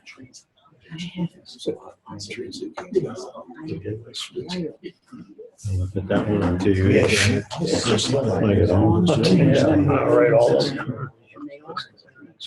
That's almost all of six. And the reason that most of these are in there is because of this new rule that was put in place for a modification of the disqualification penalty with the scorecard in 6-6. So they just recommended that we look over that because they're new. Look at all those key decisions. You should listen to every one of them. They should just say all six. Well, I have a good mix. We're not going to get to Rule 32 because it's already we've only got a half hour left. But in Rule 32, there are no key decisions. So there's a balance. If you take the average, it's not that many. We're going to 33 next. We're going to go to 33 next. Just a thread rule. I don't want to be in that job. It's a great rule. At least you've got this book handy when you're there, you know. By the way, I looked up while you were talking there, Kyle, Yeah. and back in the local rules under transportation, I'm thinking Michigan AM and golf carts out there. At the conclusion of the whole, you adjust the state of the match. And it says, if the breach is discovered between the play of the two holes, it is deemed to have been discovered during the play of the next hole and the penalty. So that's the same as the two caddies. Right. The next hole. So if during the Michigan Am, between two holes, a player would get in a golf cart and ride. 4 strokes. There, yeah. In the Michigan. Yeah. How did that happen? Well, it wouldn't happen. We offer them rides back to the tee, and we offer them rides to the bathroom if they have to, and stuff like that. But it happened in the U.S. Women's Amateur National Championship. She got in a Could golf have cart. somebody in a handicap cart. Yeah. Remember? I can't remember what happened. Or Which to cart? take a ride, could they just sit in it? Yeah, as long as it doesn't move. Right. They can sit. As long as it doesn't move. If it moves, yeah, I feel like it did. It happened last year someplace. I forget where it was. Yeah. So that is the next hole. Yeah. If it happens between two holes. Right. So if it happened between 1 and 2, and this person lost the first hole, and then they would have to play the second hole, they lost that, they're now down 4. And then if they also had 2 caddies, then it's 6. An illegal club. Right. One of the other ones. Yeah. So the match began I think after about 4 it's someone's holes. homework to determine when's the earliest possible time someone can do the match. If someone can figure that out and that would be As Ken would say, or Jerry, go to the. All right, Rule 33. Sorry, were there any questions on 6? No. All right, Rule 33. The condition/waiving rule. So the committee must establish the conditions under which the competition is to be played. So we have this. We have our local rules/hard card that we have that's on the back of all the local rule sheets that we hand out to the players. And the committee has no power to waive a rule of golf. So even if we think that it's stupid to have a penalty if the ball hits the flag stick, we can't waive that rule of golf until next year when the USGA allows us to do it. The number of holes of the stipulated round must not be reduced once play has commenced. So that's going to be a key factor there. Once it started, we can't reduce, but prior to we can. So like example at Belvedere last year in the senior championship, the heavens opened up before the second round of play, and we shortened it to 9 holes instead of 18 because we were able to get 9 holes. And Ken did a great job of making sure we played the right holes. They weren't even consecutive holes. Right, exactly. They were like 4 on the front and 4 on the back, or just 5 on the back. And 1 down the street. Yeah. So it was a great job there. Worked out. No cards. But let's say that rainstorm happened after someone teed off on the first hole. We wouldn't be able to do that. So we had to make that decision prior to it happening, or in this case, it started raining before play started, so we had that option to do. So certain specific rules governing stroke play are so different than those match play. So this basically just says that you can't have match play and stroke play mixed. So if you have a match play event, you can't have a playoff be determined by stroke play or vice versa. Makes sense. If you happen that match is null and void, if it happens in stroke play, the players are disqualified. So as in stroke play, the committee may limit a referee's duty. So pretty much every time we go out there, we're limited. No, I'm just kidding. But you know, for example, you could in match play, the committee may not assign the referee to a specific match, which limits their role in that match. They may be overseeing 3 matches, but they don't have the same authority as if they were walking referee or a referee with a specific match. Sure. Right. So the committee is also responsible for marking the course and defining the bounds and margins. So they need to define what's out of bounds and what's in bounds. They need to define the water hazards and lateral water hazards, any ground under repair, obstructions, and integral parts of the course. So I also learned that they used to mark obstructions with stakes, and I think Gina, but PJ Boatwright with the USGA, he did this even like 20 or 30 years ago. But you know, we obviously don't do this, but I guess they mark it with black stakes. All the obstructions, maybe not the cart paths, but certain things. So, but that's maybe this is probably why I did it, because it's in the rules here. But we just define them either by saying cart pass or whatever. If it's an integral part of the course, if it's the roll hole at St. Andrews, that's defined as an integral part of the course. The committee should new holes should be made on the day of which stroke play competition begins, and at any other such times when the committee considers necessary. Maybe it's the next round, you have multiple day tournament, you have different holes. Now, if it's impossible, now the only exception to that is if you have a damaged hole and it's impossible for it to be repaired, the committee may move it to another location, close location. And still continue play. So if someone flies a ball at a hole and it damages the hole so much that it just can't be fixed, can't be changed at all, the committee may move it over a pace or something like that and then continue to play with that new hole. And this last thing here basically says that if you have an event where you're playing maybe the same round is being played over multiple days. So Group A is playing round 1 on this course this day, and they're playing that same course on the next day. You can keep the holes, or you should keep the holes the same. We don't run into this issue because we separate everything out by division. But let's say, for example, if we were at the Mid-Am and our Mid-Am division was 140 players and we couldn't fit them all on one course, if we had to spread them out over different courses on different days, we would keep the holes the same for the following day. Or if we had to change them, they would be very, very slight, so that there wouldn't be a difference in the play of the hole for each round. But all of our events, we have the divisions separated out, so that's not really a concern for us.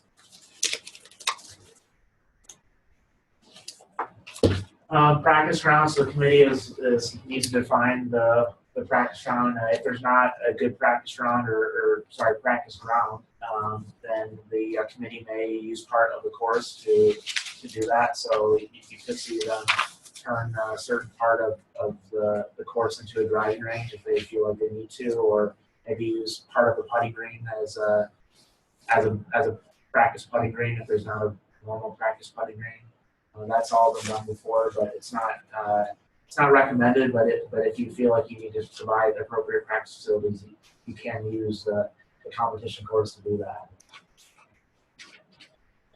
So if the course is unplayable, so the committee determines if the course is unplayable for any reason, then it may, in match play or stroke play, order a temporary suspension of play, or in stroke play, declare play null and void and cancel all scores from the round question.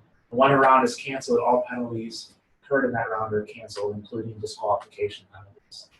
So if we got to a point where, one green was completely flooded and we just could not play that hole, we would suspend play, and we may get to the point where that water never goes away, or it's not going to recede for another 2 days. At that point, we would cancel that round, and the results of what the current round would determine who won. So if someone played a wrong ball and they went on to the next tee and they teed off without fixing the mistake, but then that round subsequently got canceled, they would still be in the tournament if we went on to the next day, or if it was only just an 18-hole event, their 18-hole score would be eligible.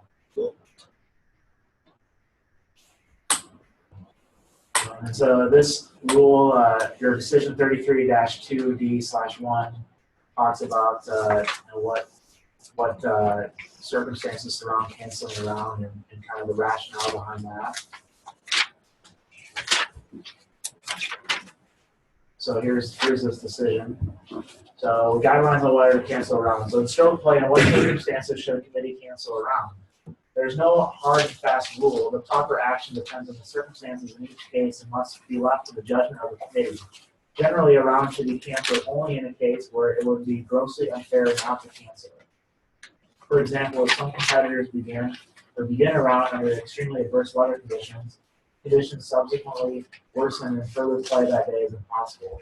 It would be unfair for competitors who started not to cancel the round. So an example of this happened at the Farmers, not this year, but last year, I believe, where the first part of the day, or the day whatever of the tournament, it was howling so hard, the wind was blowing, it was rainy, it was just ridiculous conditions. However, the PGA Tour did not cancel the round, and it caught a lot of flack from the players, because the players that half of the field or more than half the field didn't even play that day in those bad conditions, whereas other players, I remember seeing like Billy Horschel hit a knockdown 5-iron from like 120 yards. I mean, that's how bad it was. So, but in that case, it may be wise for the committee to cancel the round, because the conditions were so different from when a good portion of the field played, whereas the other half didn't play. So the next day, if it's perfect weather and it's 75 and sunny in San Diego, is that really fair to the players that played under those harsh conditions? Probably not. And then at the bottom here, this other decision here is a good one too. That talks about when we would cancel it on, and talks about some other situations as well, which is a good one to look over.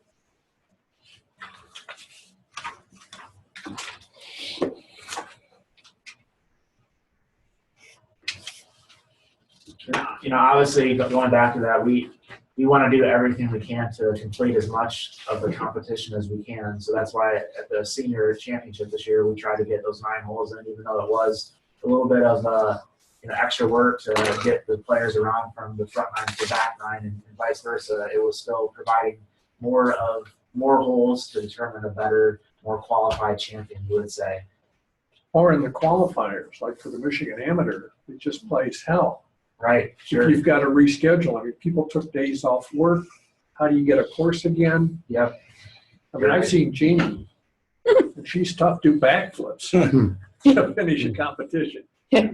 We'll wait. That is something to see. I want to see you do that. That's the only reason most of us waited around. When was the last time you did that? Oh, about 60 years ago. Who, is that guy from Rochester Hills did that, or got that hole in one on that farm? How long we did it? 16, It was 15 when we had the whole. 15? Par 3, it was a par 5, we turned into a par 3, you had to hit the top of that. Rochester? What? Rochester Golf Course? No, it was a Belvedere. Oh, Belvedere, okay. But the player, I think, was it Jeff Champagne? I think it was. Yeah, that's from Rochester Hills. Yeah, okay. And then he couldn't walk from 15 to 16. Oh, yeah, feet sunk all over the mud drain. All right. So getting to 33-3 starting times. This is pretty standard. I mean, the committee's going to set the time, the starting times. The players need to make sure that they're there at an appropriate time. And in match play, it's recommended that even if you don't, set a certain, or you don't know who's going to be playing, you still set the time that they're going to play so people know when the championship match is going to happen, even if it's the first round, so they can plan out their time and that they are held to a certain time to be there to start. That's more at the club level where you run into those issues. Handicap, so the committee, like we mentioned earlier, the committee is going to determine the handicap table or the handicap stroke table for the event. So it could be just exactly what's off the scorecard. It could be based on something different. If the course can do their handicap allocation correctly, and we feel like we need to make an adjustment, we will. Let's say that they did their handicap allocation for the back set of tees, and it's a women's event, and they don't have a women's handicap. I mean, that might be something where the committee steps in and makes an adjustment because it's not a real, true allocation of the strokes where they need to be.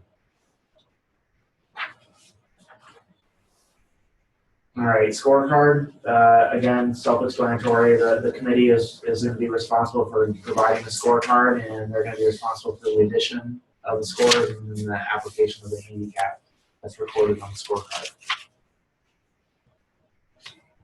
So here's one that is, hopefully maybe we'll get to, maybe not, but in four-ball, the players need to make sure that they're writing the scores where they actually occur. So if player A makes a 4, they need to write it in player A's box. They can't just write it down in the final total tally, which if they do, they're going to be disqualified, which I'm sure it probably happens, but we need to be careful when we're telling people, especially starting, that in these four-ball events that they're writing scores down in the appropriate spots, and they need to do wherever whatever player made the score, they need to write it under his or her name, because that makes a difference. And they can't just write the best ball score and be okay. They need to write where it actually happened and be identified by the player who made the score. In club events, it's a real issue. Yeah, because the clubs want, right, you're supposed to post a score. So all of the cheats say, no, we're just putting the best ball score down. I don't have a score to post, right? And Gene, you know I know exactly what you're talking about. And it's a real issue. Somebody in the other cart usually is keeping score as well, and we take those and post them. But over the last couple of years, there's been a lot of guys. I don't have to post a score. It's a best ball score. I'm only posting 8 scores. Right. So in that case, Gene, you post par plus, right? You post your most likely score, unless it was higher than your equitable stroke control. Yeah, the score that you most likely would have made on the hole. And if you don't finish a card like in match, par plus. Then it's par plus. Gotcha. In bogey, par, and Stableford competitions, the committee is responsible for applying the handicap on the scorecard and determining the result of each hole and the total result of the points. We probably won't get to that today, but if you want some fun reading, that's some fun reading. Stableford is bogey, par. Not really important to what we do. All right, ties. So ties, the way the ties are going to be decided need to be announced. The manner, the day, and the time for the decision of have match or a tie, whether played on level terms or under handicap. So the have match must not be decided by stroke play, and this tie and stroke play must not be decided by match. So in the appendix on page 569 is the USGA recommended way of breaking ties. That's what we default to if we're not able to play a playoff. We always like to give the players the option to play off for the spot or for the championship. But if we can't because of bad weather or darkness or something like that, we'll use the USGA recommended method, which is going to be used the last 9 holes. And then if that's a tie, the last 6 holes. If that's a tie, the last 3 holes. And if that's a tie, the last hole. And then at that point, you keep going back hole by hole. you're still going. And we had last year quite a few events where we had to use this to determine a tie. And I think for a couple of them, we even had to go to the last hole or the 18th hole to determine who ended up winning. In match play, when you finish the 18 holes, and it's going to be a match play playoff with handicap, do the strokes then start falling in just as they would have on the card? So if you're starting on number one, if number one's not a stroke hole for that person, you play scratch. But number two is a stroke hole, then that person would get their stroke. Right. Okay. There's even a decision in here that says if you're starting something on the 5th hole or something like that, and you notice that coming around the 18th hole is a stroke hole, you might want to change the allocation. You never want the first hole to be on 1, 10, 9, or 18. Right. For that reason.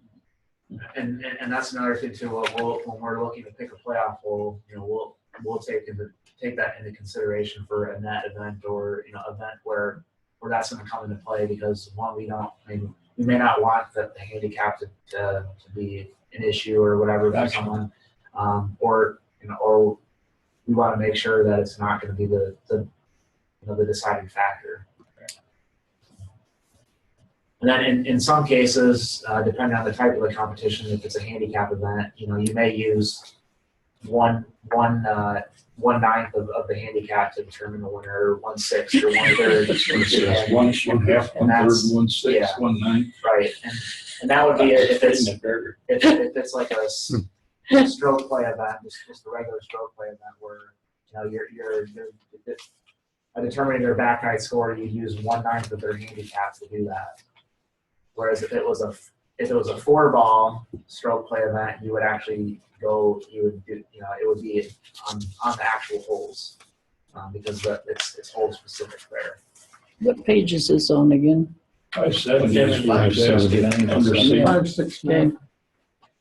570 under C is what it talks about the last 9, last 6, or then one half, 1/3, 1/6, etc.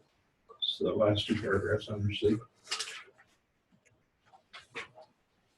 And then the other fun thing about that too is that when you're running your first GAM scramble and you're at Indianwood and there's a playoff and you have no idea what to do, you just try to make something up that seems fair. Because it's not a real form of play. And so you do that, and then the team that doesn't make it gets really angry.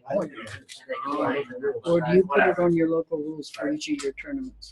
That happened last year to me, and what we did was we ended up doing it on a per hole basis. And I think looking back at it, we probably should have done the 1/3 or whatever, but luckily it didn't really play a factor. But the second time we had it happen in the GAM Scramble playoff, it did.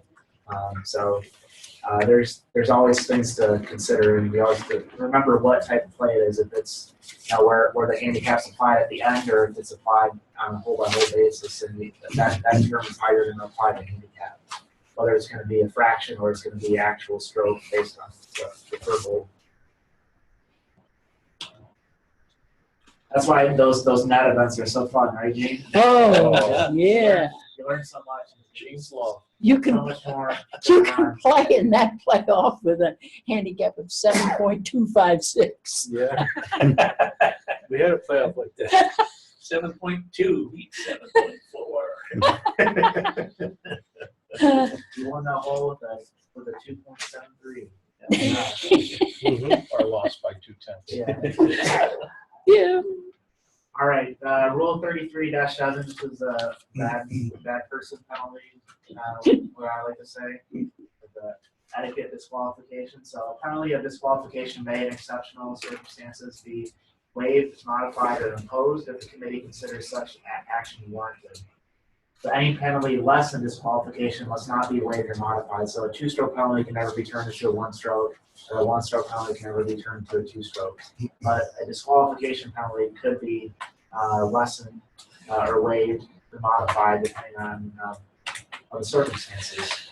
I have Tiger Masters here. I know.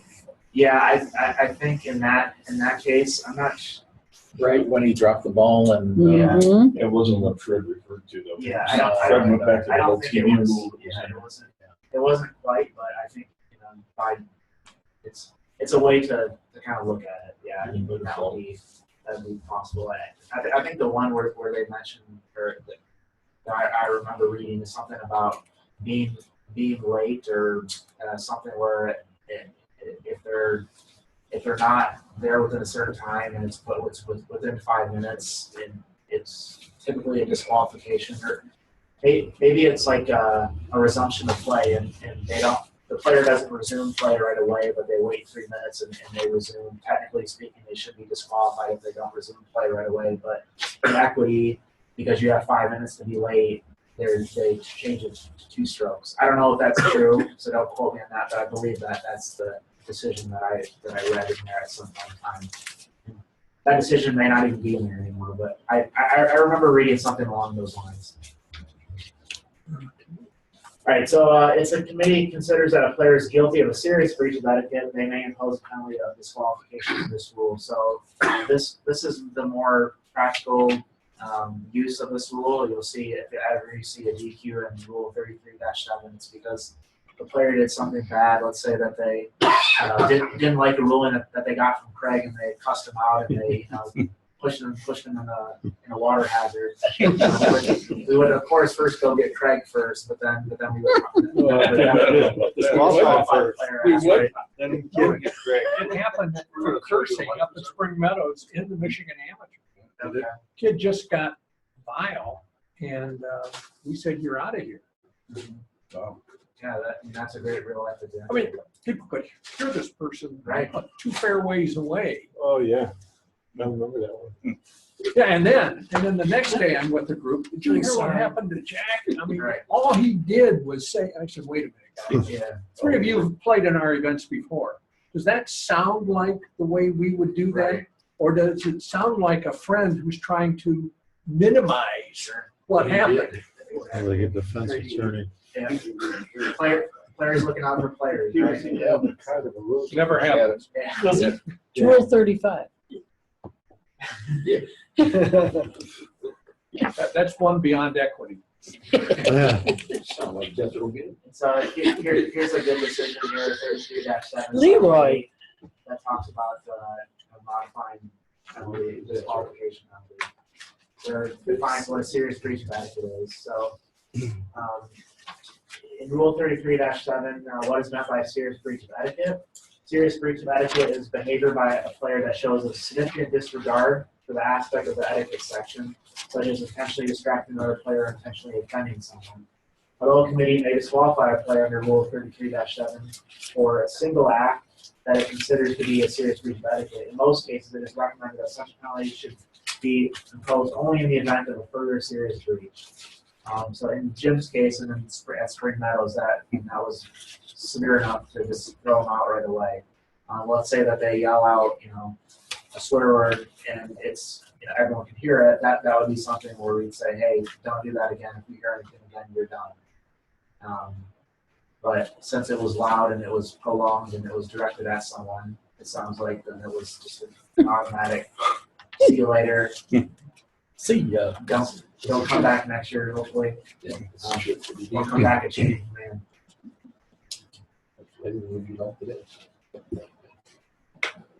All right, 33-8 local rules. So also some good reading to go through and read the decisions in the local rules. Because there aren't There's enough a lot of 500. crazy ones in there. Some that are allowed and some that aren't. Yeah. My question and answer is on page 512. Okay. It's 33-2D/3. Thanks, Tommy, he found it. What's the answer? Well, it says in stroke play, if someone refuses to start or picks up because of bad weather, and then the round subsequently canceled, all the round is canceled, all penalties incurred, and the rounds are canceled. So they are able to continue to play. Okay. However, if the round isn't canceled and just suspended, this has the round canceled. Right. See, if these guys walked off and then there was that hour delay and then there was a suspension and then they got back on the course, I think they're gone for good. Okay. But this is, the round gets canceled. Okay. Someone had a question about earlier, about player dropping after the play was suspended, and it looks like there's a decision on that, so I want to look at that one real quick. 6-8B/8, which was referenced in that last decision.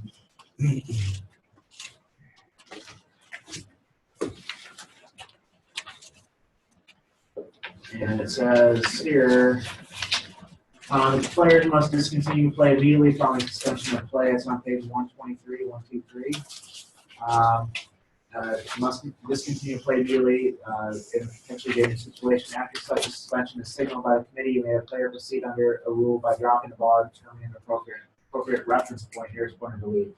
In view of the purpose of this type of suspension, it is recommended that all players take shelter immediately without taking such further actions. However, discontinuing play in the context of this condition means making no further strokes, and therefore there is no penalty for taking actions such as those described. So that's the meaning, there was no stop. Yep. So that drops okay. That was a good question. I got a question on must be authorized by USGA, just because it came up in US Hammer. But really bad weather, it's blowing. I mean, it's been wet all from that rain. And every time these kids hit the ball, it's just filled with mud. Now the USGA, you play it down. Can you, as a committee on a local rule, establish quote unquote winter rules during the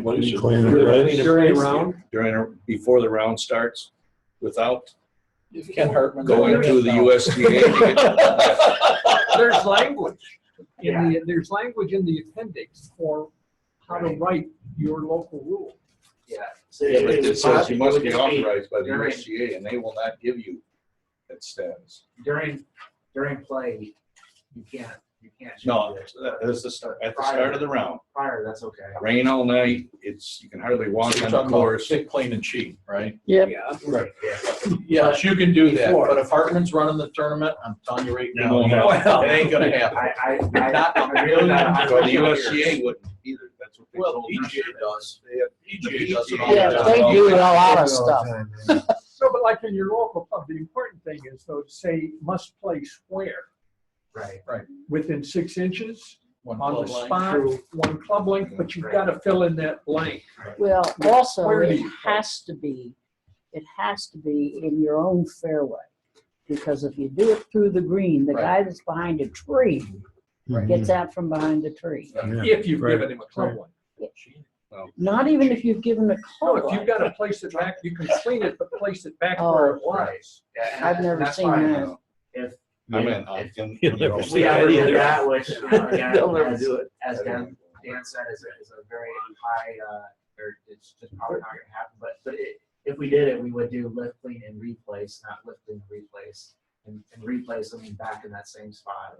And that's what I've done in other events and stuff like that. It's always lift, clean, and replace, because then it takes the variability out of how far do I do it. You just have to put it back exactly where it was. You clean it, you put it back exactly where it was. Whereas the PGA Tour or PGA, like last year, I think they had lifting in place at Baltusrol, and They're not anymore. they typically will say either within a scorecard or will say within a club length, but they'll specify that. But the appendix has suggested language, but it has a blank there for where to put the ball. It also says through the green, and that's bad. Right. And you can You can modify that. You can, yeah, there's a local rule for that. Isn't that now the you can general area? I'm reading the local rule. It Under says the fertilize. yeah. Yeah.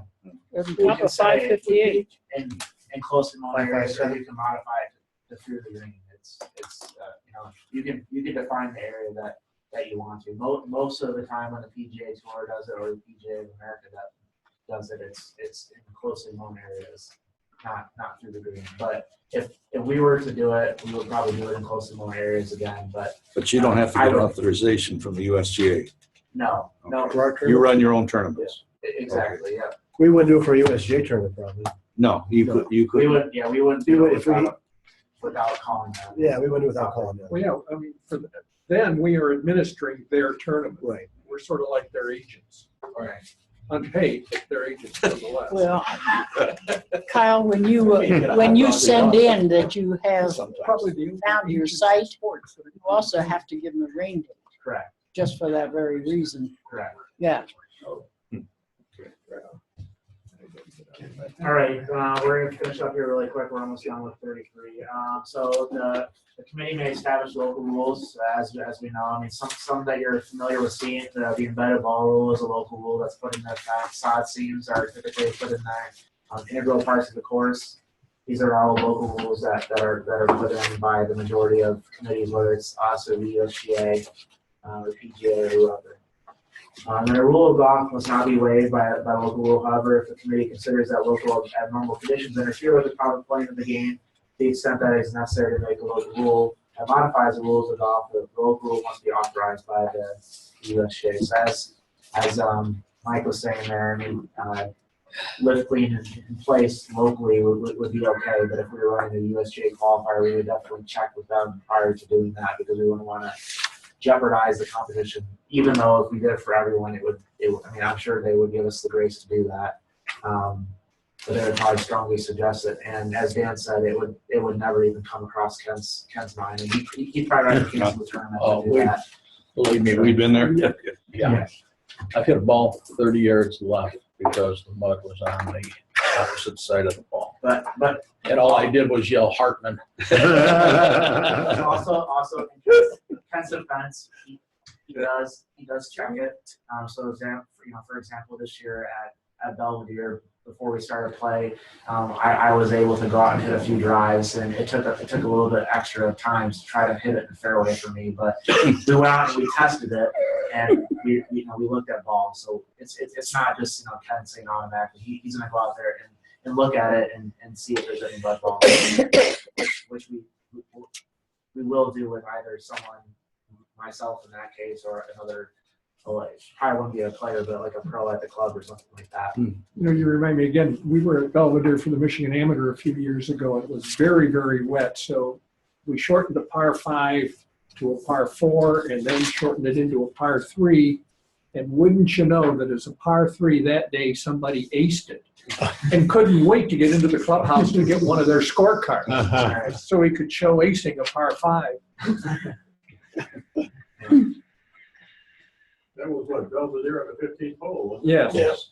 Because so far the water, they couldn't short. Yeah, the whole. It's fairly short anyway. You can have water in the lower area.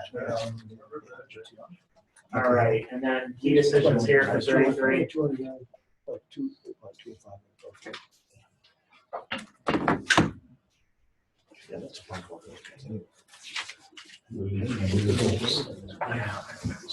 Yeah, the last one is the Jack Nicklaus decision, which is one thing that the USGA has identified that they're not going to adjust. Nope. Very So specific. no relief from ditto holes anytime soon until the next major revision of rules. We still don't know what all the revisions are gonna be. Sure, exactly. Everything's up for. Everything's open. It's up for discussion. Yeah. If you will. We keep telling What's them. that? Did you get your thing from Nick? Did you get your release from Nick? All right, and then as I said in the email, we're not going to go over the rest of the rules next I don't week. know. This is That we didn't get to today because they're really not that important. We don't see them a lot. I think he's We will losing it myself. go over rule 3, 4, 5, and 14-3 next week. Well, he sent, And then if we he have just some he extra just time, sent us an we'll email. get back to 4 ball get it, stroke play, because that's one that we actually do see quite a bit. And then the last week, I guess we'll all do which can do some this. tests and We take it on the questions. pluses. And then after that, we'll be Yes. done, but Then we'll just look also, across, see how we're you- planning on opening all up three an is additional the session by the first week of April, that Wednesday, for There's some an more A, test A, questions B and things like that, if people are interested. Yeah, B minus 8. If you guys are still bored and B and plus you're A, still B still on plus. the ground, There's a B plus C. But, we're all set. Thanks so much. If you guys have questions, go around, if you have a sign sheet or you turn in your bracket, please do that. We should have these every week. all the way. Have we done? Yeah. I think that's what-